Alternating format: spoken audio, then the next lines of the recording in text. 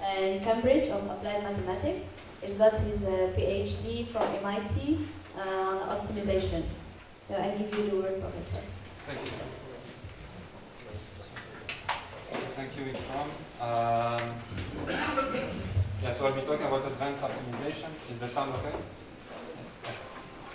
So I'll be talking about advanced optimization. Actually, maybe not too advanced, but maybe some further topics to complement what Walid has presented yesterday. So let me put this in full screen.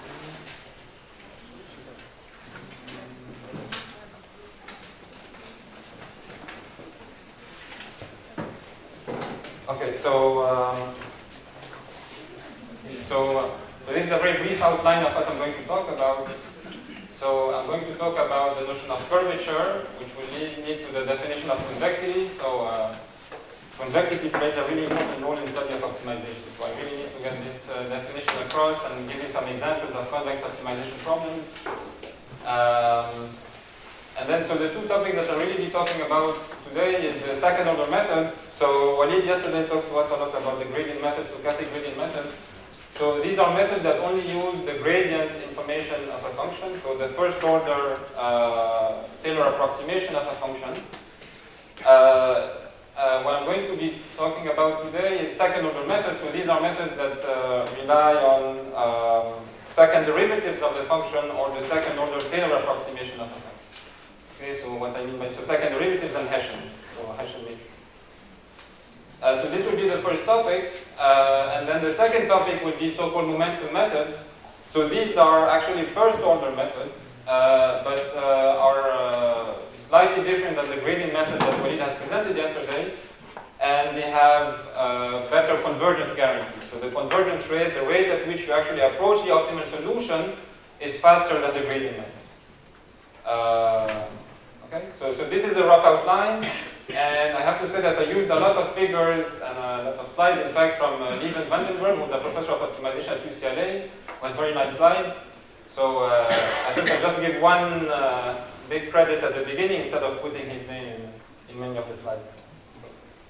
So, so the first question that I want to consider is if I'm faced with an optimization problem, what does it actually mean to solve the optimization problem? So what does it mean to solve min f of x? So f here is a function that takes a vector of size n and outputs a real number.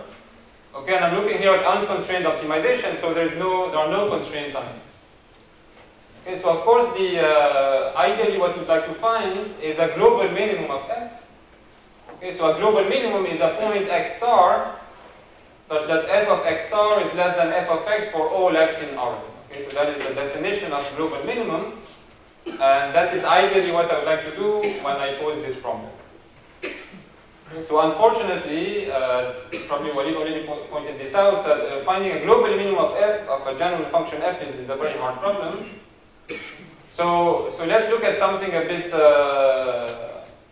less demanding, and that is a local minimum of f. So what is a local minimum? So a local minimum is a point such that it is the minimum of f in a neighborhood of x star. So x star is a local minimum if there is a certain epsilon such that if you're close enough to x star, so if you're within a distance epsilon from x star, then your value, f of x, is greater than or equal than f of x star. Okay, so this guy here, this point here is a local minimum of my function, because if I'm around, there's a certain epsilon such that if I'm around this point by epsilon, the value of my function is bigger than this guy. But this is not a global minimum because this point has a smaller value than this point, and the global minimum of my function is here. Okay, so these are basic definitions in optimization. So unfortunately, even finding local minimum can be hard. Okay, so this is even this can be quite hard. So in practice, what we can find and what our algorithms actually try to search for are what we call stationary points. So a stationary point of a function is a point x where the gradient of f vanishes. So remember the gradient of f. The gradient of f tells me how the behavior of the function, the first order behavior of the function around the point x. Okay. So a stationary point can be either a local minimum, a local maximum, or actually none of the two. Okay, so this is an example of a curve. Here I have a local minimum, here I have a local maximum. So in both cases the gradient is equal to 0, here the derivative is equal to 0. But this is a point where the derivative is also equal to 0, but it's neither a local minimum nor a local maximum. Okay? So this is also a stationary point here. So and we can distinguish between local minimum and local maxima using the notion of curvature, which I want to introduce now. Okay, so to define curvature, I really need to talk about quadratic forms. So what is a quadratic form? So a quadratic form is just a polynomial of degree 2, a homogeneous polynomial of degree 2. So it's a function that is a linear combination of things of the form xi, xj. So a linear function is just a linear combination of the xi's, a quadratic form is a linear combination of the xi, xj. Okay, so in dimension 1, a quadratic form is just something of the form ax squared. Okay, so ax squared has either just one global minimum if a is positive or one global maximum if a is negative. Okay, in higher dimensions, quadratic forms can be more complicated. So a quadratic form in dimension 2 is parameterized by three constants, ax squared plus by squared plus 2cxy. Okay, so this is a quadratic form with positive curvature. Okay, so this is x squared plus y squared. But if you look at the function x squared minus y squared, it has this completely different shape in here. Okay. So I can arrange a quadratic form into a matrix. Okay, so Aij, these are the entries of a symmetric matrix A, and we know that any symmetric matrix has real eigenvalues. Okay, and so the behavior, the shape of my function is completely, completely determined by the eigenvalues of this matrix, of this symmetric matrix, or by the sign of the eigenvalues of this matrix. Okay, so if all the eigenvalues are non-negative, I have a positive curvature, so I have something that looks like this. Okay, so something like a ball. Okay, and this is what you see here. Okay, so the eigenvalues in here are just 1. The identity A in this case is just the identity matrix. Okay, but if I have if all the eigenvalues are negative, I get something just the opposite. So it's a ball upside down ball. Okay, and if I have mixed positive and negative eigenvalues, I have what we call a saddle point. Okay, so this is the example of what a saddle point is. So this is exactly the same as this one. So this is x squared minus y squared. So here the eigenvalues are 1 and minus 1. So this is just A is the diagonal matrix A 1 and minus 1. So I have eigenvalues of different components. So what does it actually mean geometrically? So this is the point, this is the origin. So it's a stationary point. The gradient here is equal to 0. And so what it means is that there is one direction. If I move along this direction, this looks like a parabola, so just x squared, and if I move along the other direction, okay, it's a parabola in the other direction. Okay, so this is, if you just restrict your function to this subspace here, you get this is a local maximum, but if you restrict it to this subspace in here, this is a local minimum, or actually a global minimum in this case. So this point, this red point, is neither a local minimum or a local maximum of the global function, of the function defining C. Okay, so that is what we call a saddle point. And that is a stationary point of my function. Okay, so that's why it's important to note that even if you find a stationary point, it could be that it's neither a local minimum nor a local maximum. It could be what we call a saddle point.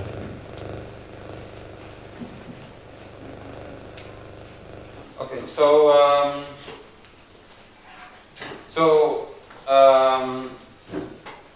in general, I talked about quadratic functions and the curvature of quadratic functions, quadratic forms here. Now what if I want to define the curvature of a general function? So the curvature of a general function is defined in terms of its second order Taylor approximation. So if I look at the function f and I assume it's twice continuously differentiable, then I can do a Taylor expansion of f around a certain point x. So that takes the form f of x plus h is f of x plus this linear form in h plus a quadratic form in h. Okay, so this is, remember, so this is a quadratic form, and the matrix A that I had before is 1/2 of this matrix. And what is this matrix? So this matrix is just the matrix for the Hessian of f. It is the matrix that collects all the second derivatives of f along the different components. Okay, so you can form the first partial derivatives of f. So this is just df by dxj for the different components j equals 1 to n. So each of these give you a different function. So you have n functions that you can further differentiate along the different directions in. Okay, so you get a total of n squared functions. So you first differentiate with respect to xi and then with respect to xj. You get n squared guys, and you store them in a matrix of size n by n. Okay, it turns out you can prove that this function is in general going to be symmetric. So you actually don't have n squared, but you just have nn plus 1 over 2 such functions. Okay, and this is called the Hessian of a function, and it depends on x. Okay, so for each point x, I have a symmetric matrix. In Taylor expansion, what's the last term? So this is a term that vanishes, that's a little o of norm of h squared. So more explicitly, this means it's a norm of h squared times something that goes to 0 as h goes to 0. It's something that vanishes at least as fast as norm of h squared. Okay, so this is the Hessian of my function. So this is a very crucial definition. And so this is a symmetric matrix, as I said. And looking at the eigenvalues of this symmetric matrix gives me information about the curvature of f. But it's important to note that this curvature is local, okay? Because this matrix depends on x. So it could be I could have a function where the curvature is positive in some region, and in another region the curvature is going to be negative. Okay? So the curvature generally depends on x. So what you can prove, and this is not very difficult to see intuitively. I mean, so you can write down the rigorous proof, but I think the intuition is enough here. Is that if I have a stationary point f of f, so meaning that the gradient of f is equal to 0, that the first order approximation, that essentially this term here vanishes. And if the Hessian of f has only positive eigenvalues, or actually strictly positive eigenvalues, okay, then x is going to be a local minimum of f. Okay, because, okay, this is the picture really. You have a ball around it. So. Okay, so note here, so this is for those of you who,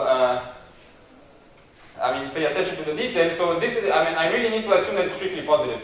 Just assuming that it is positive, that the eigenvalues are not negative, does not allow me to conclude. Okay, so it could be that you have a zero eigenvalue, and that you would need to actually look at further higher order approximations of f to be able to conclude whether this is a local minimum or a local maximum.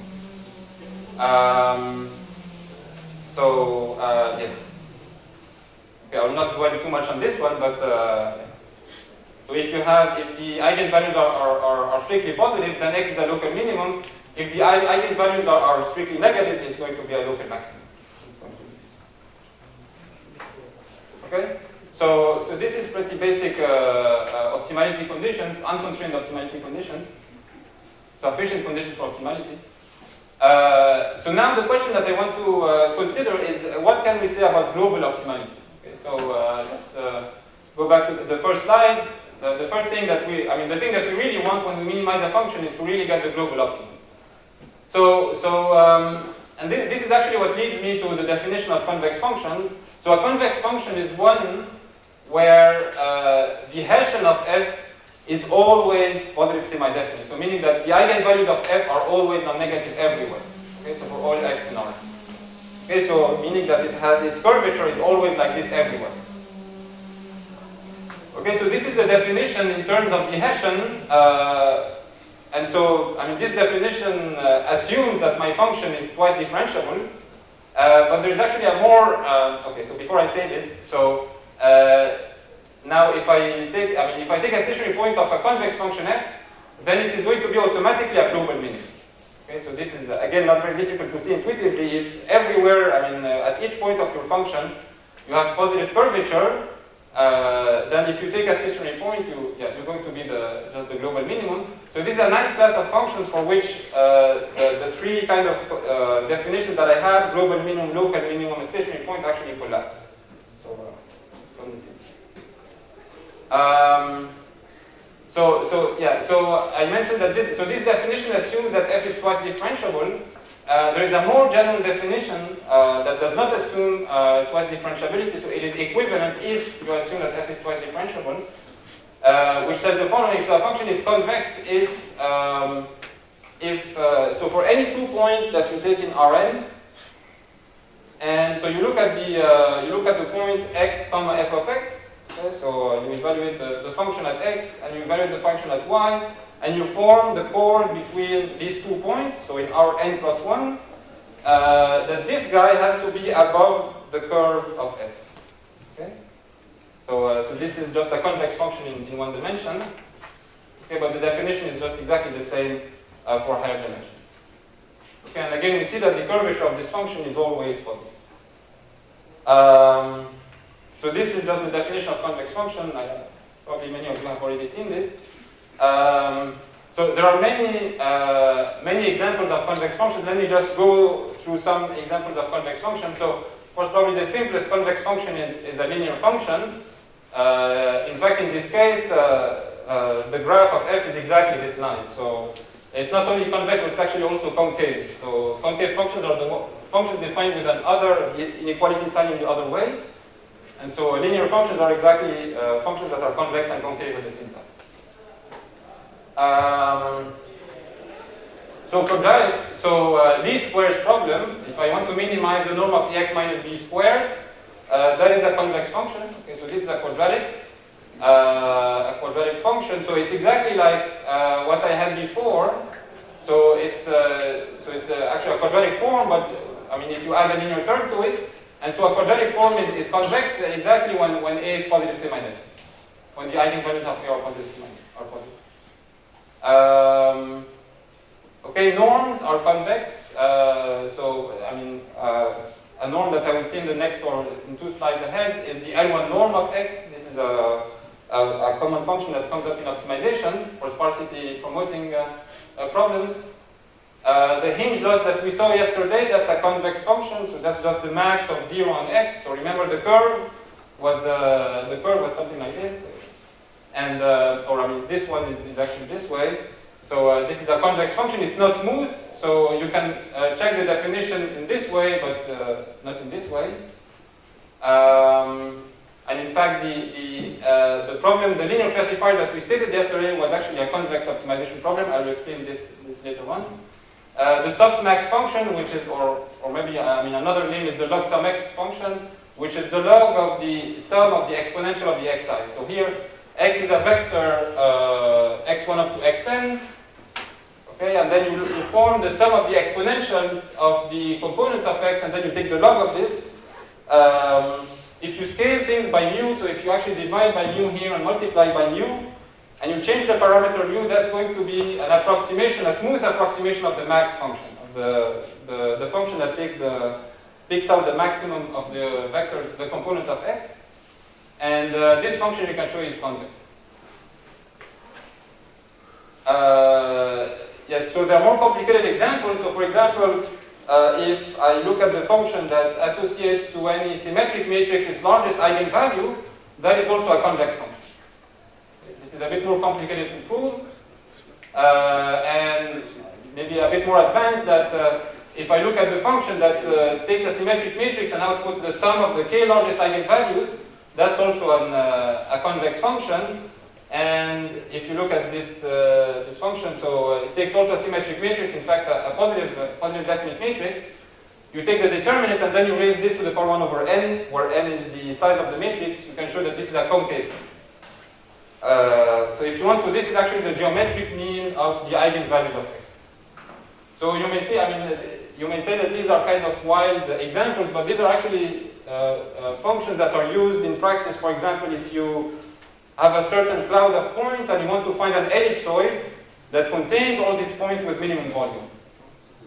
Okay, so these are functions that show up in such applications. Yes? Softmax is defined by exponential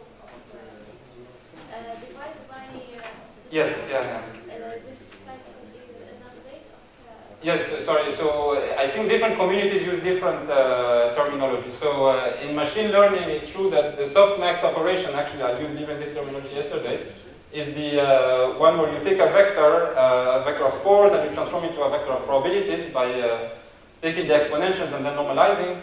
In the optimization community, softmax, or maybe I should have written here log sum x. So it's a soft version of the max function. So the max function is a non-smooth function, and the softmax is a smooth approximation of the max function. So yeah, sorry, this is log sum x. I don't understand because the eigenvalue is a single value. Yes. And how a single value is a convex?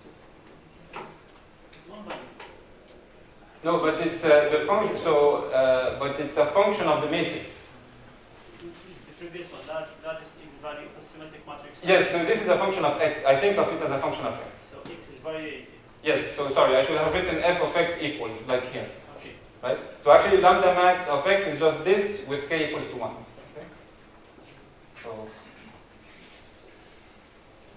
Okay. So there's actually a lot of examples of convex functions. Now, what I wanted to do is just to give you some examples of convex optimization problems that show up in machine learning. The first one is something that we saw yesterday, and this is a linear classifier with the hinge loss. So I have some training points, x1, y1 up to xn, yn, and I want to find the linear classifier with the smallest hinge loss, and I've added here a L2 squared L2 regularization term. So this is a convex optimization problem, and so if you find a stationary point of this guy, you're guaranteed to get actually the global optimum. Okay, so you're guaranteed to get the W just by the fact that this objective function is convex. So this is what yesterday someone asked me. This is the SVM thing. Called support vector machines. So I mean, it's useful for interpretation purposes to actually rewrite this optimization problem in the following way. So if I define the variable zi to be this max of 0 and 1 minus blah blah, what I get that I want to minimize. Now I have a new variable which is z. Okay, so I want to minimize 1 over the average of the zi, so that should be a capital N, sorry, plus lambda times the norm of w squared, subject to, and then I just have to add the two conditions that z is bigger than 0 and is bigger than this guy here, this expression. Okay, so if you rewrite this guy, you just get this. And so now the interpretation is that, remember that W transpose xi plus b, looking at the sign of this tells me whether x lives on one side or not of the hyperplane. And so this is really quantifying how far I am from the hyperplane, this 1 minus z. And what I really want to do is I want to minimize the distance from this hyperplane. Okay, so this has a nice, a simple geometric interpretation. So for optimizers, it's always good to actually think about the geometry of a problem. In this case, you can see that the feasible set, so the set of W, B, Z that satisfies the feasible constraints, so the feasible, the inequality constraints of the optimization problems are all linear in Z, W, and B. So the feasible set defined here in this optimization problem is what we call a polyhedron. Okay, so it's a convex set that's kind of like a polygon, if you want, but in higher dimensions. So here the dimension is the dimension of W, B, and Z. Okay, and what you have is that you want to minimize a certain positive definite quadratic function on this polyhedron. Okay, so that is the geometry of the problem. So having this geometric point of view is very helpful in optimization. So for example, if I just had this guy, this would actually be what we call a linear program. So it would be minimizing a linear function over a polyhedron. And that's a linear program, and that's something extremely old. I mean, not extremely old, but from the 50s, and it's used in many areas in operations research and so on. Yes. So this is what we saw yesterday, the SVM. Let me now. Something that has been quite popular in the last 10 to 15 years is the following question. So all of us know what least squares is. So you have a certain. You want to solve a certain linear system, AX approximately equal to B. So you minimize the L2 distance between AX and B. So that's a quadratic optimization problem. Again, it's a convex optimization problem. So something that has come up a lot in the last couple of years is the question is, if I have a certain underdetermined system and I want to find the sparsest solution to this system. So so an underdetermined system has many solutions. So it has a whole subspace of solutions. Let me finish this. Okay, it has a whole subspace of solutions, and I want to find the one that is the sparsest solution in this subspace. Okay, so the one that has the maximum amount of zeros in it. So in general, this is a hard combinatorial optimization problem. But what people have shown is that if you solve the following optimization problem, so if you solve this L2 loss plus some constant times the L1 norm of x, so that's the sum of the absolute values of xi, what you get is that you very often get a very sparse solution, so a solution that has many zeros, and there is a lot of theory that supports this claim. So it's not just a heuristic, it's something that you observe in practice, but that's also supported by a lot of results. So, this is, it's very simple to see that this is actually a convex optimization problem because the L1 norm is convex, this is convex also. And so we can solve this problem to global optimality, and in fact, because of all these applications in compressed sensing, generally the mathematics of sparsity, a big part of the optimization community worked on developing fast dedicated algorithms for this specific class of problems. So we now have very fast algorithms to solve just this class of problems. Yes? Can you please explain how to convert the maximization problem into the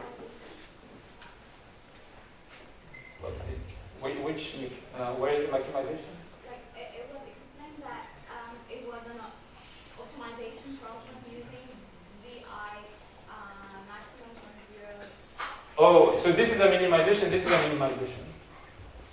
Right, but I just defined a variable, an auxiliary variable zi to be just the max of two quantities.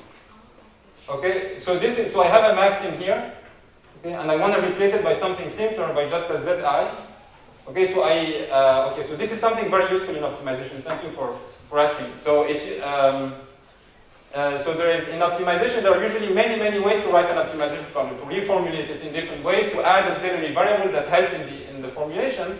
So here what I've done is that I've added a new variable called zi that plays the role of this quantity that you see here.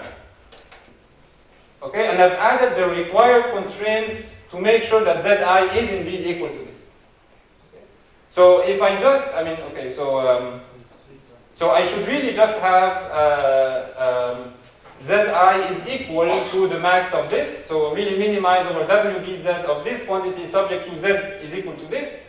But it is not difficult to see. It's actually very easy to see that it's enough to just put the inequality, these inequality constraints, because you're actually minimizing over z. So at optimality, the optimal z will either be equal to 0 or will be equal to 1 minus this guy. Why did I not want to put an equality in the optimization problem? This is because the resulting problem would be non-convex.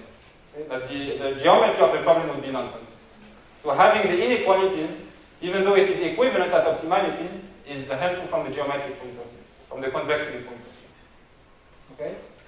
So this is something that is maybe that is kind of routine for people who work with optimization problems, and maybe yes. So thanks for asking for clarification. It's based on simplex method. If I didn't have this guy, Yes. I could solve. This is a linear problem. I could solve using a simplex method, but simplex does not work with the quadratic function. So you need to use a different algorithm, like an interior point method, to solve this. Okay. Any other questions about this?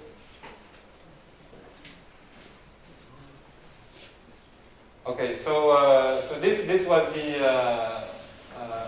L1 regularization problem. Now let me give you another example of a convex optimization problem, machine learning problem, maybe a bit different in flavor. So I just need to use a certain fact about Gaussian vectors. So I'm going to assume that people know what a Gaussian vector is. So a Gaussian vector is a vector in high dimensions that is distributed according to the Gaussian law. So so that's the exponential of minus 1/2 of x transpose the covariance and so on. so if you have a Gaussian vector, the inverse covariance matrix, sigma minus 1, encodes information about the conditional independence of the components with respect to each other. Okay, so you can show, I'm going to assume this also, is that the components xi and xj are conditionally independent given the rest, the other components, if and only if the ij entry of the inverse of the covariance matrix is 0. Okay? So this is a non-trivial fact that you can prove, but I'm just going to assume it. And so a problem that has come up in data science in general is the following problem, that I want to, I'm given certain samples x1 up to xm from a certain Gaussian vector with an unknown covariance matrix sigma. Okay, and I want to understand this condition independent structure of the vector, of the underlying Gaussian vector from which these are sampled from. Okay, so one way, I mean, the trivial solution to this problem would be that you form a sample covariance matrix. Okay, so you form 1 over m times the sum of xi transpose. That's the sample covariance matrix. It's an estimate of sigma, which I do not know, and then you just invert this matrix. But the thing is that if you do the sample covariance matrix and then you invert it, you won't find any zeros. Okay? Because this has, I mean, of course you will get just an estimate, so it won't be exact, and so when you invert it, you won't get exactly zero. So what people have done is that they came up with some, what we call convex relaxation for this. Okay, so this is an approach based on convex optimization, which I'm not going to explain, but essentially if you write the maximum likelihood for the inverse covariance matrix, what you get is you get a certain optimization problem like this. So you want to minimize over z, so z is going to be my estimate of the inverse covariance of trace of z times s minus the log of the determinant of z, and where s here is my sample covariance matrix. And then what people have proposed is that you add a certain L1 regularization term on the entries of z in order to enforce sparsity, so that the z that you get has zeros in it, and so that you can actually extract this conditional independence on the variables. Okay, so this is called sparse covariance selection, and it turns out, so this is a complicated convex optimization problem. Okay, so this is a non-trivial convex optimization problem. So this is a linear function in z. This, you can show log that is a concave function, so with a negative sign that's convex, and that's also, of course, convex. So the general thing is a convex function, and note here that I have a non-trivial constraint that z has to be positive definite. Okay, so again, geometrically here, what I have is I have a convex cone of positive semi-definite matrices, and I want to minimize a convex function on this convex cone. Okay, so I mean, we do have efficient algorithms to solve these kinds of problems. Okay, to actually reach the global minimum of these kinds of functions. Okay. So this is one example of convex optimization in data science, slightly different from training model efforts. So just to kind of summarize this thing on convexity, so convex functions, yes, they do form a small class of functions, but I think it is very important that if you have a problem and that it's convex, it's very important to be able to recognize this.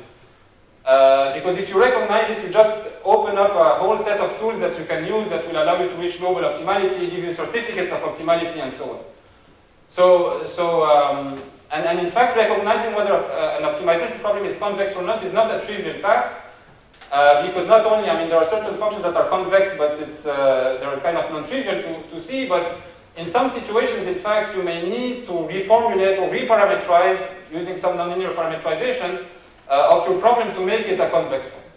Okay, so there are certain, one area where this is actually used a lot is in robust optimization. So whenever you have a certain optimization problem, but then you assume that some of the parameters of the optimization is unknown, and so you look at the worst case solution, so you end up with a certain min-max problem, and in some cases you can actually reformulate this as a convex optimization problem. This is a whole area called robust optimization, which I will not explain. So convexity gives you a global guarantee, a guarantee of global optimality, and in fact, most solvers, so-called primal dual solvers, return to you what we also call a dual solution, which gives you a certificate of optimality. So it tells you that what I found here is really the global optimum of my function. But, so in other words, you do not have to trust the code. So you can just trust you just take what it returned, and then you do a simple calculation yourself, and you can convince yourself that this is really the global optimum of the function. This is based on duality, which I will not explain here. Okay, so this is all I wanted to say about convexity and convex optimization in general. It's a whole area on its own. It's the area that I actually work on. So let me now talk a bit more about algorithms and go back to the gradient method that Walid has talked about. I'll be focusing mostly on convex functions. Whenever I talk about analysis and convergence rates, that will be something. So. Yes, so I go back to the original problem. I want to minimize f of x on Rn. So the gradient method is something very simple that Walid has explained. I just move along the gradient. So xt plus 1 is xt minus alpha t times the gradient of f xt. So what I actually would like to understand is I'd like to look at a certain structural property of this algorithm. Okay, so I'd like to understand the invariance of this algorithm with respect to change of coordinates. So what I mean by this is, I'm going to reparameterize my problem, if you want, or do a change of basis, and I'm going to define. So I'm going to think about y is p inverse times x, where p is an invertible matrix. Okay. So an equivalent, so an optimization problem that is equivalent to this, that's just corresponding to just a different point of view, if you want, is to minimize this new function f tilde of y, which is f of p applied to y, where y is in Rn. Okay? So these two things are really equivalent. I mean, I just did a change of basis. Okay? So there's nothing really different. I mean, solving this one, the solution of this one gives me the solution of this one, and vice versa. Okay?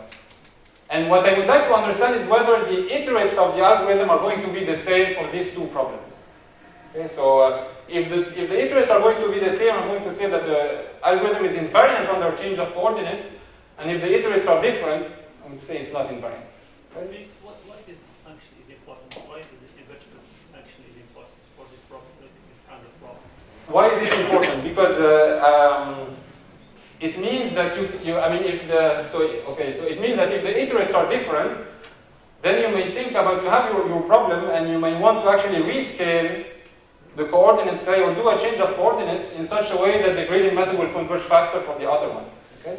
So this is actually having invariance is very useful because you don't actually have to think about doing any rescaling. The rescaling is done automatically. Is that okay? It's a very important thing. It may look abstract, but it's actually very, very important. P is an invertible matrix. It's a change of coordinates. It's like we solved the problem with dual method, No. There's no dual method or anything. Okay. So I have a function that I want to minimize on already. Okay. And I think of so I reparameterize. I think about a different rescaling. So I think of rescaling the variables. Okay. And then so P is just my rescaling. Okay. So that's it. There's nothing really complicated happening in here. It's so I'll give you actually a figure in the next slide to explain what I mean by this. So so let's run gradient method on this new problem. Okay. So what is the gradient method applied to this problem? So it's yt plus 1 is yt minus alpha t gradient of f tilde of yt. Now, I need a little calculation to compute the gradient of this function. So I'll do it for you. That's just the p transpose, the gradient of f applied to p. So this should actually be an x. This is pyt. Sorry. So this is an f, and this pyt. Okay. So this I ask you to trust me in this one. And then I want to rewrite everything in terms of xt. So xt is just pyt. So I multiply everything by p, and what I get is xt plus 1 is xt minus alpha t times pp transpose times the gradient of f at xt. Okay, so you can see now we compare this guy, this iterate, with this iterate. Okay, and we see that there is a difference between the two, and this is in the pp transpose.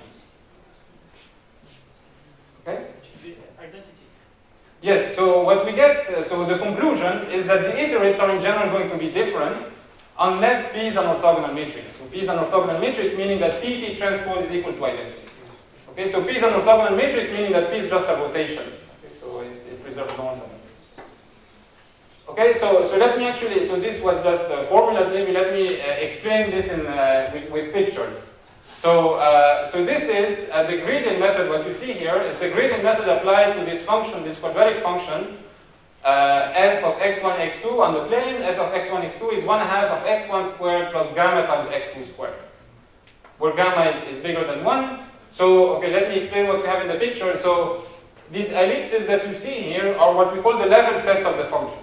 Okay, so these are the sets where the value of the function is constant. So say on this guy here, the value of the function is 1, here the value of the function is 2, and so on. Okay, and here what you see is the gradient method starting from this point. So you take the first step, you move here, so you take the gradient, you can show, so the gradient is in general going to be orthogonal to the level set, so you actually move orthogonal to the level set. And the step size that I'm doing in this figure is an exact step size, so an exact line search. So let me explain this. So an exact line search meaning that you actually choose the alpha t that minimizes the value of f at the next point.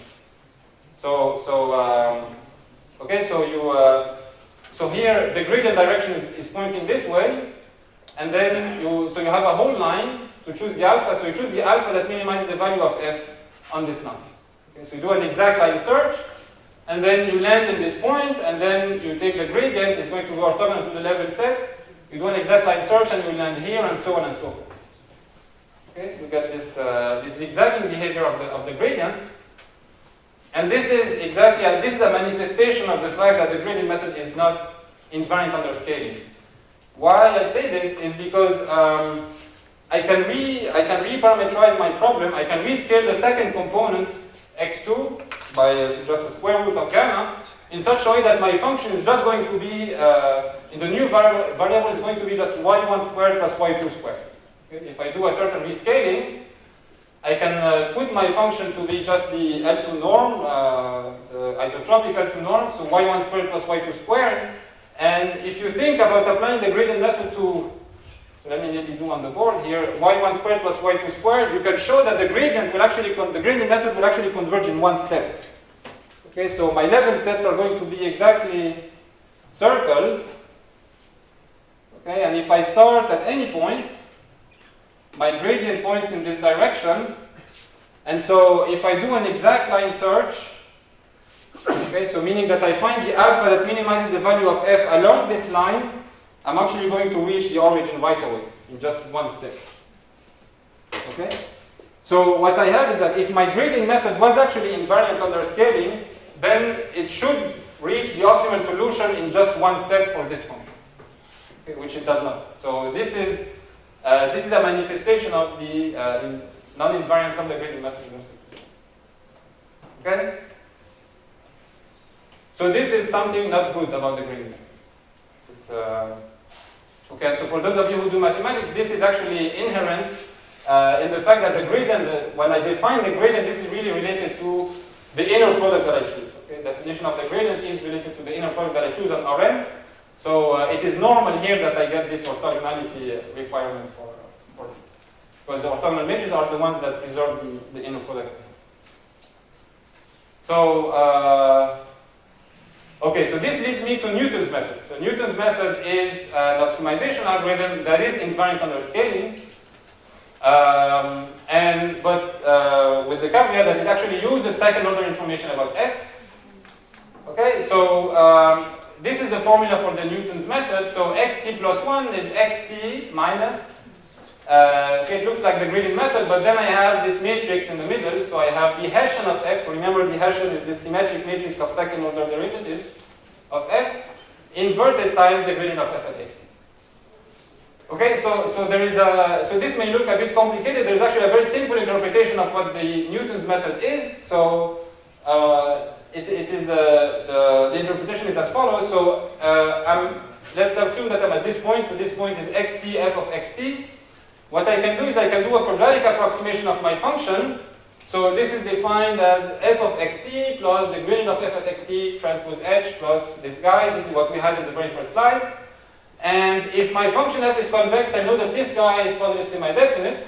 so that this function is actually convex, so it has a global minimum. And so the Newton method corresponds to choosing h to be actually just the global, or actually xt plus 1, sorry, to be the global minimum of this convex quadratic that approximates it. Okay, so if you set, you want to minimize this quadratic function, you set the gradient to be 0, the gradient is equal to 0, so the gradient of this is just the Hessian of f times h plus the gradient of f, and so you set this to be 0, you get the formula up there. Okay? Equivalently, another way to say this, it's completely equivalent to this, is that you essentially look for a stationary point, so you apply the usual Newton-Raphson method to solving systems of nonlinear equations. So you linearize this guy, and the Jacobian of this guy happens to be the Hessian, and you set this to 0. Okay, so this is an equivalent way of looking at the Newton method. Okay, so Newton method, you can prove, and I will not do this for you, you can prove that this is invariant under invertible linear change of coordinates. So it doesn't have this zigzagging behavior that you see here. In fact, Newton method converges in one step for any quadratic function, for any convex quadratic function. This is by definition of Newton method, because if you start with a quadratic function and you do a second order Taylor approximation, you get just the function itself. So your next iterate is going to be directly the global minimum. Okay? So Newton method is it's an extremely popular method. So it is extremely fast when you're close to the optimal solution. Okay? Analyzing Newton's method is actually not very easy, but the summary of the analysis is that there are typically two phases in a Newton method. So you start far from the optimal solution. There is one phase where you're still getting close to the optimal solution, so you have a linear convergence. But then once you actually reach a close enough interval around the true solution, you have what we call quadratic convergence. So quadratic convergence is an extremely fast convergence. You see, this is log scale. So this is an extremely fast convergence where the number of digits of accuracy that are correct doubles at each iteration. So it's an extremely fast convergence rate, and typically if you reach this interval, you just need 3 iterations or 4 iterations to get a very decent solution.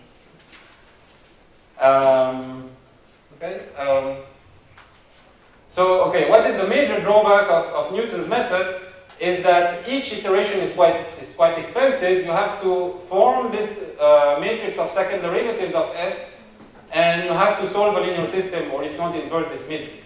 So you have to solve this linear system, ht times h is equal to gt, where ht is the Hessian of my function at xt, and gt is the gradient of it.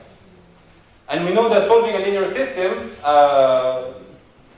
uses roughly n cubed floating point operations, and so the complexity, so the per iteration complexity of this method is n cubed compared to n for the gradient method, if n is my dimension of the problem.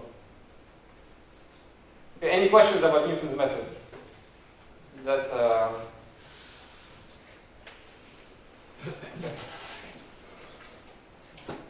okay? So this is Newton's method.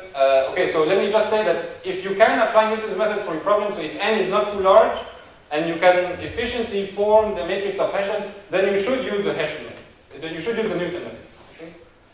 The problem is that we often deal with problems that are very large. We cannot even store the Hessian, so we just cannot apply it. But if you can, then you should. So this motivated people in the optimization community to develop what we call Quasi-Newton methods. So let me now look at these ones.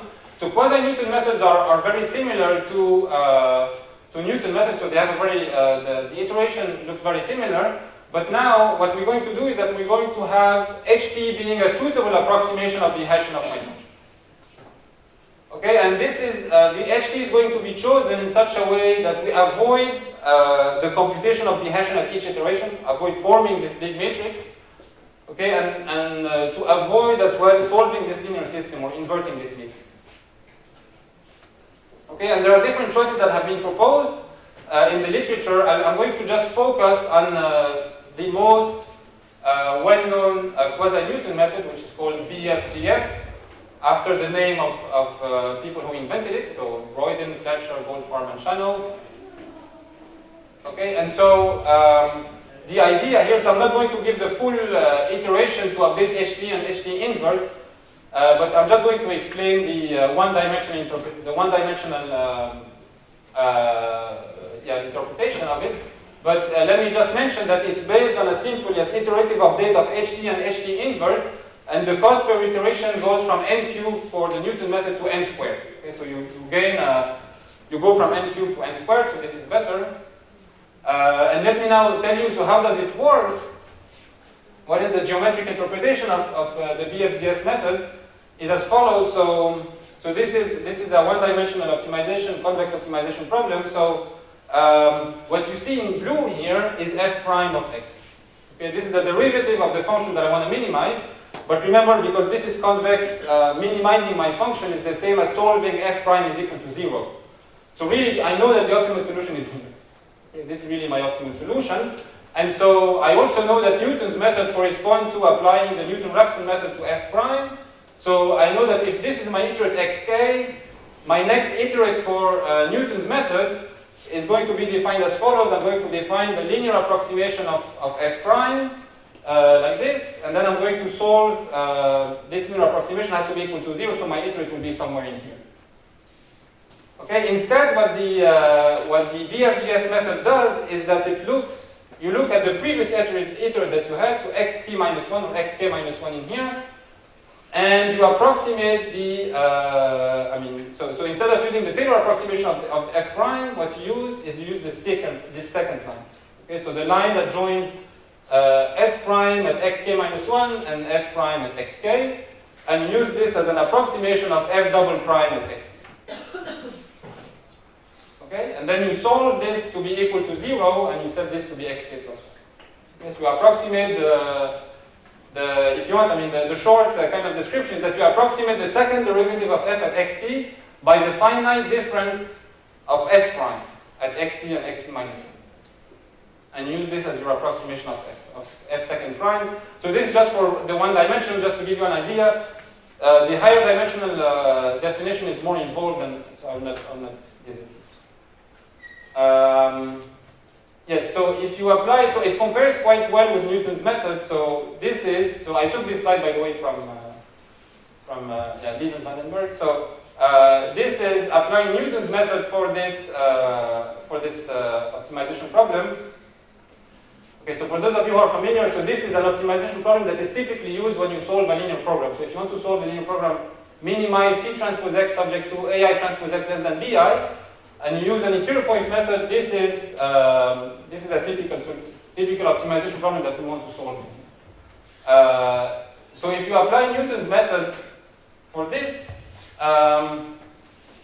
you actually converge in a very small number of iterations, just 12 iterations, to a very high accuracy.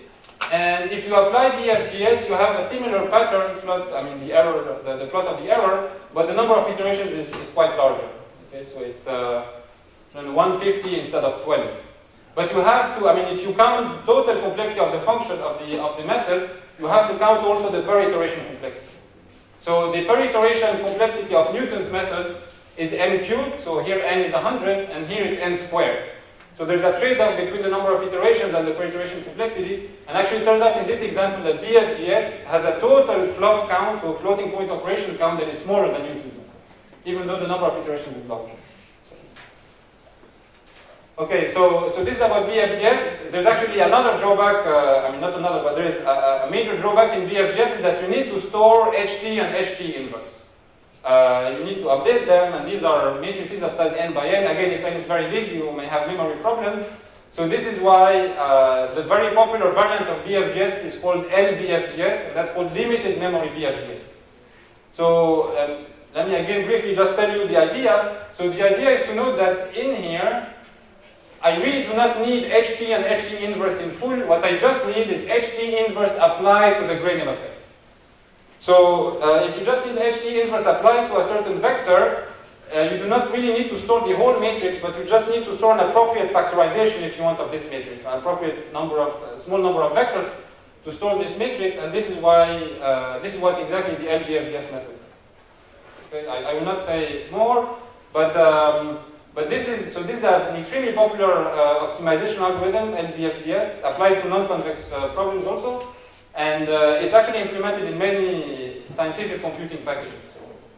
I mean, SciPy and so on. Okay, so this is for second order methods. Okay, so I had let me briefly give you another interpretation just of this Quasi-Newton method briefly. So we can actually understand these the gradient method, the Newton method, and Quasi-Newton method under one framework.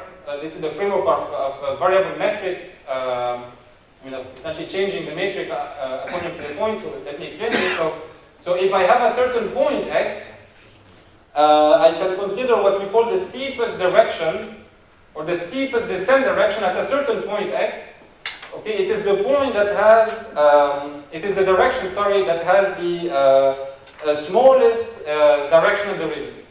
Okay, so the directional derivative in the direction v is just the gradient of f transpose v. And so if I minimize this quantity, you're looking at the direction where the function decreases the most, so with the most negative directional derivative. And so, but I also have to normalize things in a certain way because this is a linear function, and so if I don't normalize things, I just get minus infinity. So I have to use a certain norm and normalize things. So it turns out that the different methods I presented earlier correspond to having a different choice of norm. So if you have the Euclidean norm, so this is just the L2 norm, what you end up with is d is going to be proportional to the negative of the gradient. So it's exactly going to be the negative of the gradient divided by the norm of the gradient in here. And this leads to the gradient descent method.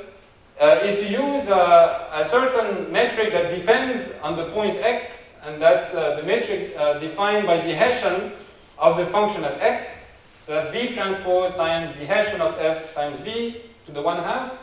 This gives me exactly what Newton's method is. And okay, if you use for Quasi-Newton method, you use exactly the same thing, but with the matrix ht instead of the Hessian of it.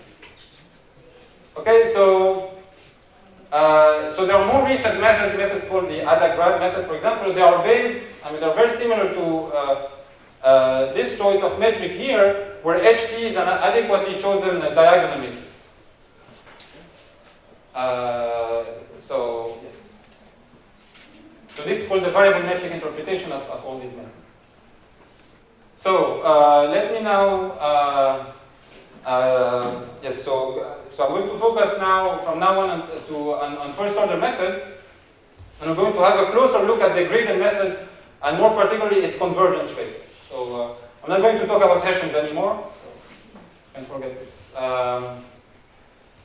So what's a typical convergence rate for the convergence result for the gradient method?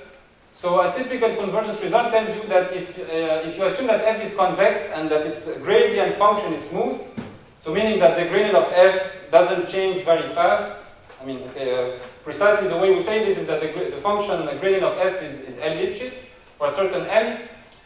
Then you can show that the rate at which f of xt gets close to f star is 1/t.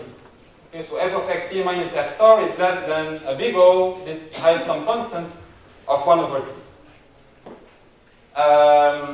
Now the question that I want to ask is, can we get faster convergence? Is there a method that only uses gradient information of f and that allows me to reach f star at a faster rate than 1/t? Okay, so that goes like something like 1/t squared, for example. Okay, or is 1/t the best we can actually do? This is the question that I want to ask. So it turns out, okay, this is 1/t is not the best you can do, and you can actually do 1/t squared, but let me explain to you. So in fact, Nesterov, so Nesterov is a very well-known person in optimization who made really fundamental contributions.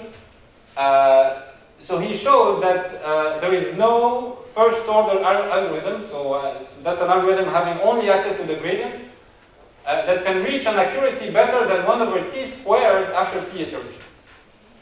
So let me give you the precise theorem that he proved is the following. So let me define, so script f to be the set of convex functions whose gradient is L Lipschitz. Okay, so meaning that the gradient doesn't move very fast, or I'm going to define a first order algorithm is just any algorithm, any way of choosing xt, my t iterate, as something in x naught, so x naught is my initial point, plus any linear combination of these gradients. So there should be a gradient here, so another. So what he showed is that essentially, okay, if you read this, but essentially there's always a bad function f, okay, so that the algorithm that you choose, any algorithm that you choose, cannot get a convergence rate better than 1 over t squared. Okay, so there's no way that you can beat 1 over t squared, but the only method that we know so far is the gradient method, and it does 1 over t. So the question is, can we get from 1 over t to 1 over t squared? Okay, and in fact you can, and this is what leads me to what we call momentum methods. So again, remember, so here a general first order method is defined as something where xt is in x naught plus a linear combination of all the gradients I've seen so far.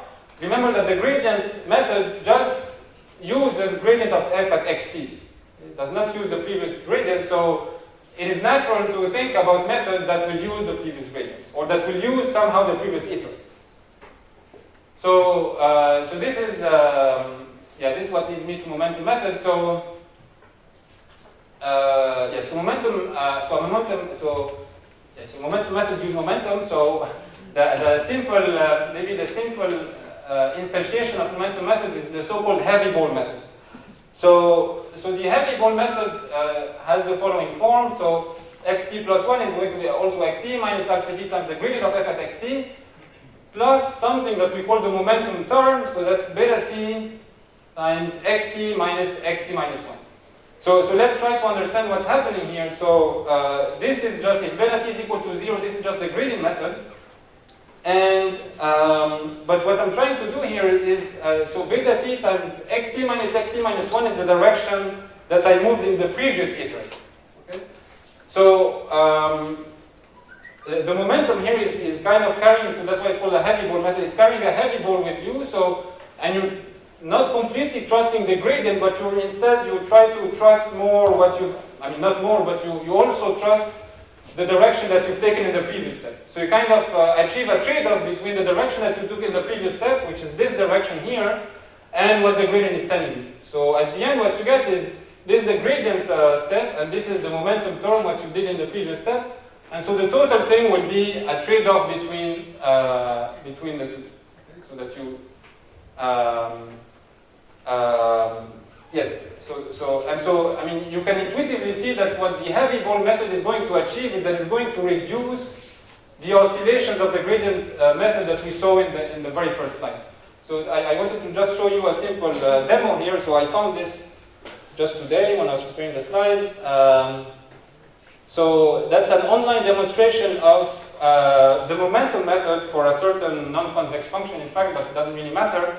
So it's very nice. It allows you to change the starting point, but I'm going to keep this fixed. And it allows you to play with these two parameters, alpha and beta. So alpha is the step size for the gradient method, the constant in front of the gradient. And beta is the constant that captures the momentum that you have. Okay, and so what I'm going to do here, let me play around a bit with the momentum and see what happens.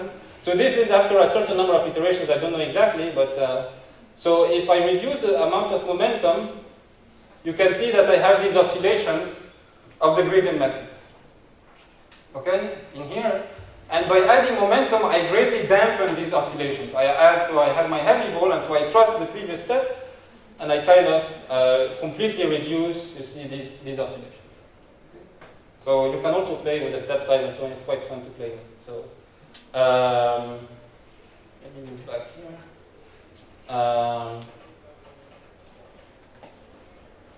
Okay, so this is the heavy ball method. Just one remark here. Yes. This is the equivalent what we know in control theory. that we add what we call feedback control. Yes, yeah. Or delay feedback control. Yes, yeah. So it removes oscillation. That's right, that's totally right. So this is the discrete case, but in differential equations, it's differentiation. Yes, yeah, yeah. Continuous times, and we add something like that. It's important for stability of the. That's a very good point. In fact, let me mention that so people from the control community have exactly realized what you've said, and they have used tools from control theory to analyze these methods. Okay, so try to search for Lyapunov functions and so on to prove the stability of this method and to prove convergence rates.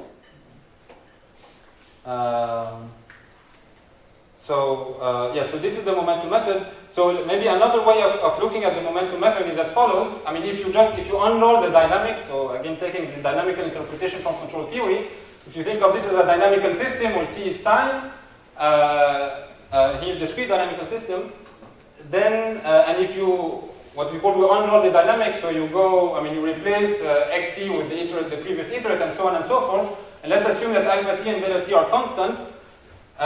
What you get actually is you get something like this. So you get that xt plus 1 is xt minus alpha times the summation of beta to the t minus g times the gradient of f at xj. So you can see that this is, so here beta is less than 1, so that this is kind of an average of the previous gradients, but an average where the weight of the gradients decay exponentially as you move back in memory. Okay? So you still, you do not want to forget the gradients that you did, so you still have a term for each of these, but this, I mean, you weight these accordingly because you're now maybe far away from x. So in terms of analysis, you can show that the heavy ball method is indeed faster than the gradient method. It's provably faster, and but just for specific function classes. I mean, the analysis of heavy ball method is not so easy. So the simplest and probably the thing that gives the most intuition is if you specialize this to quadratic functions. So if f is a quadratic, then analyzing this method is not very difficult. Exactly using tools from a discrete dynamical system. So what you can show, in fact, is that for a quadratic function of this form, and I'm going to assume that it's convex to A is positive definite, that the iterate, the distance between xt plus 1 and x star is the optimal solution, is going to be a certain polynomial of degree t applied to the matrix A. Okay, so a polynomial of a matrix times the vector x naught minus x star. So x naught minus x star is my initial distance or my initial displacement vector that I start with, and that my last, so xt plus 1 minus x star is going to be this matrix, this pt of A applied to x0 minus x naught. And the polynomial depends on the parameters alpha j and beta j. And so if you want to reach fast convergence, you essentially try to find the best parameters alpha j and beta j in such a way that this matrix is a contraction, I mean contracts as much as possible. So the typical way to analyze this is, so let's assume that A is between, the eigenvalues of A are between little m and big M.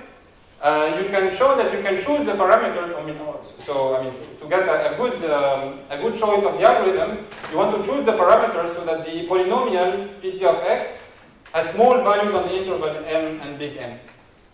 And this leads to actually choosing pt to be a certain Chebyshev polynomial and so on. So in fact, this method has very close connections to the conjugate gradient method and Chebyshev iterations. Yes. So and it does achieve a faster convergence rate compared to the gradient method for quadratic functions. So, but the method that actually achieves this faster convergence rate for all functions, I mean, provably, is a small variant of the heavy ball method that's due to Nestorov again. So now the method is, so it's very similar, but the only difference is that the gradient, instead of taking it at xt, you take it at xt plus beta t times xt minus xt minus. Okay, and you can prove, and Nestorov proved this, that this achieves an optimal convergence rate of 1 over t squared, so you cannot actually beat this. And this is called the accelerated method. Okay, it's been extremely popular in the last 10 years. And so the analysis of this method is quite intricate. To prove actually that it achieves a rate of 1 over t squared, And there is actually no widely accepted, I mean, the community, no widely accepted intuitive explanation of why it does achieve acceleration. There are multiple proofs, and people come up with different explanations, but there is no widely accepted explanation of this. But it is a popular method in practice, and it is implemented in many places. So it's very simple to implement, actually. So. Yes. So actually, this is all I wanted to say. I'll close here. I think was maybe a bit mathematical. So I talked about convexity, convex functions, convex optimization. It's important to be able to recognize convex optimization problems. We've talked about methods that exploit curvature information. Newton's method, essentially second-order method. And we've talked about momentum and accelerated methods. So these are only methods that use the gradient first-order information. So there are many things that I did not talk about in optimization. So we've mostly focused just on unconstrained optimization. I haven't talked about constrained optimization, duality theory, KKT conditions. I haven't talked about semi-definite programming, conic programming, convex relaxations. I haven't talked about what happens if things are non-smooth, if I cannot take the gradient or the Hessian, what do I do? And so-called proximal gradient methods. And I haven't talked about variance reduction, even though Walid mentioned them briefly yesterday.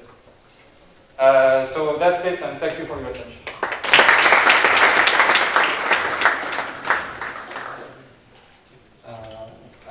I can take questions.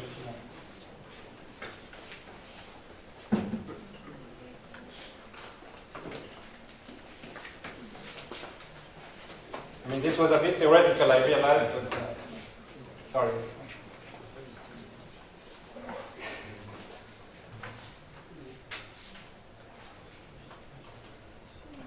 There's one.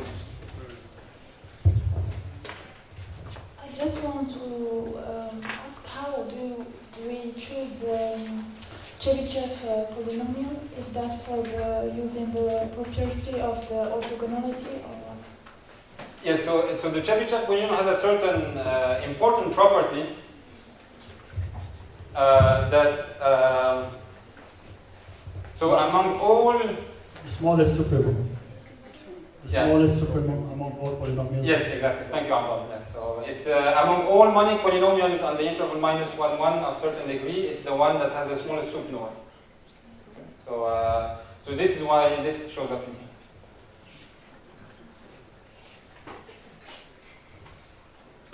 Yes. I have a little bit question, but it's not related to the mathematics presented here. Yes. First, thank you for the presentation. And second, today there are a lot of tools like TensorFlow, Keras, and other tools which speeds up making machine learning models and speed up the implementation of artificial intelligence. So do you think that online courses which promotes that you don't need to understand any mathematics behind the stuff, you just need to manipulate the blocks and draw whatever you need in connections, and your model will work, and you don't need to understand any of mathematics? What is your comment about this? No, of course I would not say this. I think it's good to understand. I mean, I think so. Okay, as someone who does mathematics, I don't do as much implementation as you guys do. So, but I think that actually Nestorov's method and all these methods. I mean, Nesterov is also a mathematician, and the way he actually came up to develop this method, this accelerated method, is by actually trying to understand is the gradient method really the best we can do, and proving this lower bound, and then trying to come up with something that is faster than the gradient method. And I think ultimately Nesterov's method, if I understand, is actually implemented in TensorFlow or PyTorch or one of these things. So they are used. I mean, I don't say that everything is going to be used, but I mean there are certain fundamental ideas I think in mathematics that are very useful. I mean things like invariance. This idea of changing the metric, for example, led to the development of Adagrad also that is used in practice. I mean, maybe not everything in mathematics is going to be used, but there are certain fundamental ideas that I think you have to, I mean, it's good to be aware of. But thanks for the question. But how small are the constants for the quadratic rate? Oh, the big O?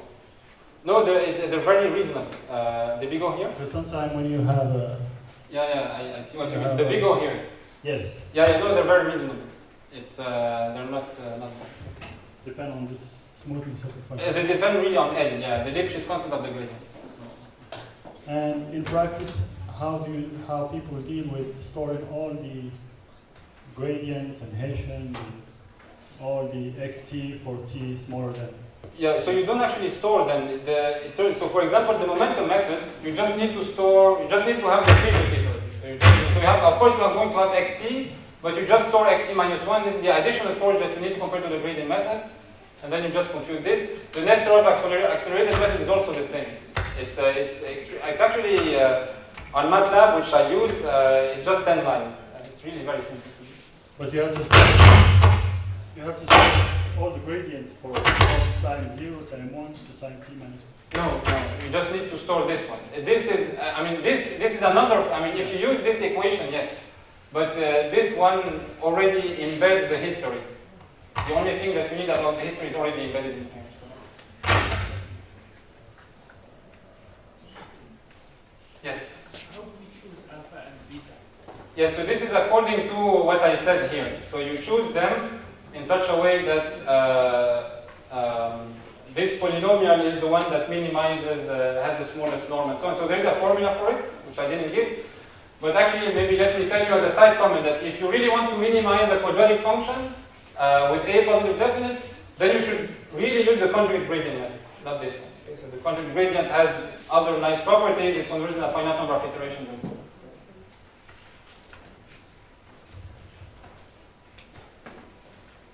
I have a general question. Yes. So with computation in optimization today, it looks like it's not well organized and not where you cannot trust it. Oh, why?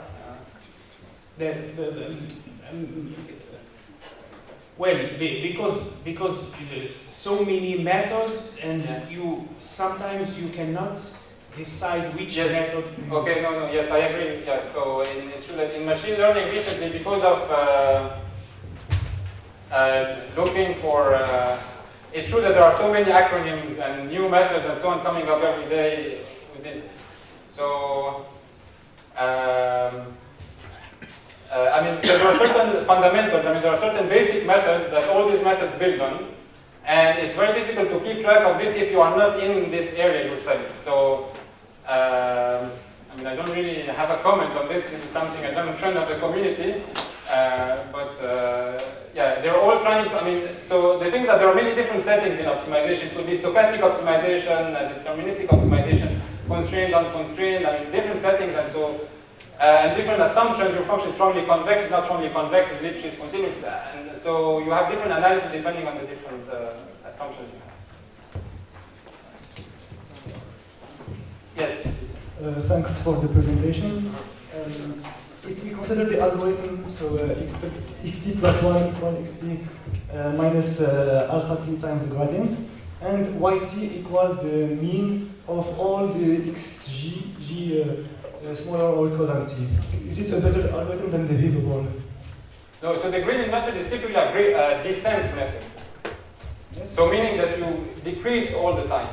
Yes, but it looks like the Hilbert method because the yt takes the mean of all the previous steps. So you mean the average or the mean? The average. But so how do you use? You don't use yt in your iterate, so I don't see why you no, have the yt. The limit of the yt is the solution. Okay, but you have the process xt, yes, which is separate, and then yt is something that just depends on the xt. Yes, xt is an auxiliary process. Yeah. No. So you can tell me, but the gradient method. If you choose alpha t correctly, so alpha t is typically chosen. This is chosen so that f at xt plus 1 is going to be less than f at xt. So the last iterate is always going to be better than the previous one. So there is no need to actually do a mean. What you're saying is actually useful for non-descent methods. So the Nesterov acceleration method, you can show that it's actually not a descent method, in the sense that the next iterate can be worse than the previous one. That f at xt plus 1 can be bigger than f at xt, and the kind of thing, taking the mean or taking the mean, actually you should take the mean. you should do this. Yeah, this is better. But if we think like this, even the heavy ball method is non-relevant. The term that we add, because we are already better with the first. Why do we use the? No, but the heavy ball method is a completely different process. The process that you're describing, the one, maybe we can explain individually. So, okay. Yeah, I think it's better. I have a question. Yes. What's in practice are the indicator on when to stop? When to stop? Oh yeah, that's a very good point. So, for this very simple first order method, the most practical thing is just to look at the norm of the gradient, some kind of magnitude of the gradient, or to look at how much progress we're doing. So f at xt minus f at xt minus 1. For more advanced methods, so now I'm thinking about really conic programs, semi-definite programs, linear programs, and so on. These are prime and dual methods, and you stop when what we call the duality gap is smaller than something, than epsilon. And this gives you a provable guarantee that the solution that you found is within epsilon from the true solution. Whereas with these other more heuristic methods, the norm of the gradient, you cannot get such a guarantee.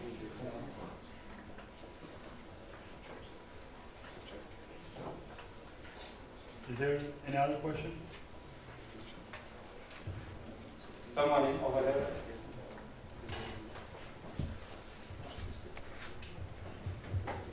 Hi. So, sorry, I think I accidentally turned it off. So for typical deep networks, they're very high-dimensional parameter spaces. It doesn't do anything there. How do we get insight into the kind of structure of the loss landscape for some of these very high-dimensional problems? What have people tried, and what has come from that? How do we get inside the loss landscape? Yeah. The landscape of the loss function. Yeah, the geometry of the loss landscape, and what kind of pathologies might be hiding there that make it hard to optimize. Okay.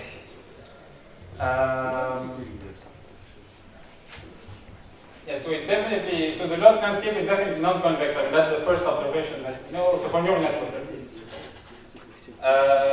What you can do, I don't know much about what has been done in this area, honestly. This is not, but of course, the trivial things that you can start with is to look at the Hessian, to try to understand what the curvature profile of the loss landscape looks like. And I think it has been observed, from what I've read and so on, is that for example, one kind of curious phenomenon is that when you run, say, the stochastic gradient method on neural networks, and you look at the curvature profile at the current local optimum, it's actually not the local optimum, at the current iterate, you still have some, eigenvalues of the Hessian that are negative. Okay, so this means actually that what you converge to is really not a local minimum, but it's a saddle point. And so people have tried to come up with different explanations of why we don't actually do much progress, even though it's a saddle point, because saddle points are really repulsive, as Walid was mentioning yesterday, so you should move away further. And so what the explanation that people have come up with from the numerical investigation is that saddle points are surrounded by very large plateaus. Okay, so meaning that the negative eigenvalues are actually very small, and so they're not that repulsive. So I think this is as much as I know about what has been on in terms of the loss landscape of neural networks. Maybe there's more, but I do not know. Yes? Sorry, after your presentation, I guess that all of these methods are useless in front of the gradient descent. All of these methods? No. No. In complexity, in terms of complexity point of view or stability, the gradient descent is still No. the champion. No. So I said clearly in the presentation that if your problem is small enough and you conform the Hessian, you should use Newton. You really should use it. It's much faster. You get much better accuracy. It's just better in all respects. But in many problems, it's true in machine learning. You just cannot apply it. So what do you do? So yeah, you do a gradient method, but it's definitely. It's actually not the best at all. In fact, for the kind of loss functions with the 1 over n times the summation, you should actually use a stochastic gradient method. It's less expensive. You can use variance reduction, which I did not talk about. You can use accelerated methods, which have been also adapted for stochastic optimization. No, it's not true. I mean, it's good enough, but it's not. Even for the quadratic, it's not the best one. Yeah, even the quadratic, yes. So quadratic, you should use conjugate gradient. I mean, or you should just solve this linear system. Yes. I'm a little bit interested. I'm gonna, if that's okay, I'm gonna pull you from the a little bit technical side of this and go more into the, let's call it thinking process behind it. I'm more interested in your experience, sort of, with regards to how you built, how do you build as a mathematician your intuition behind all of this. So I've noticed that a lot of times in your examples you tend to reduce the dimensions and try to envision things and visualize them in a 2D or 1D. Yes. Do you do that all the time? Is that something that helps you sort of understand the... Yes, yeah. So there's a quote about, okay, I did a lot with convexity. There's a quote that anything that can be proved about convexity can be proved by just drawing a picture in 2D. So it's not totally true, but it actually helps a lot, yeah, drawing a picture. So many of the theorems that we can prove about convex sets in high dimensions can be proved in 2 dimensions. So, but what I can say is that in optimization, really having a geometric point of view is extremely important. Understanding the geometry of optimization problems is something very valuable.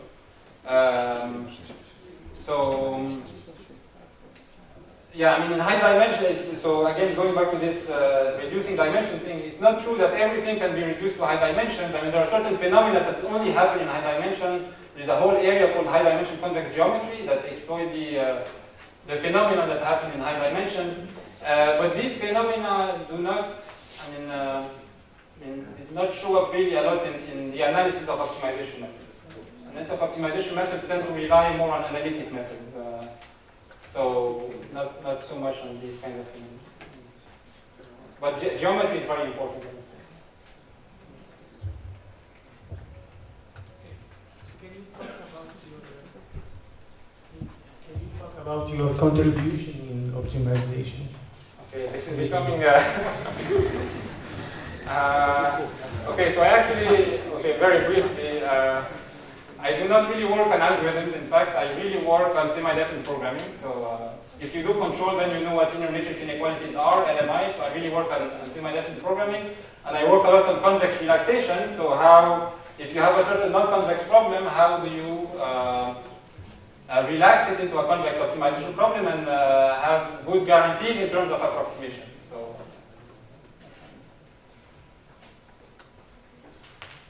okay, we should stop here.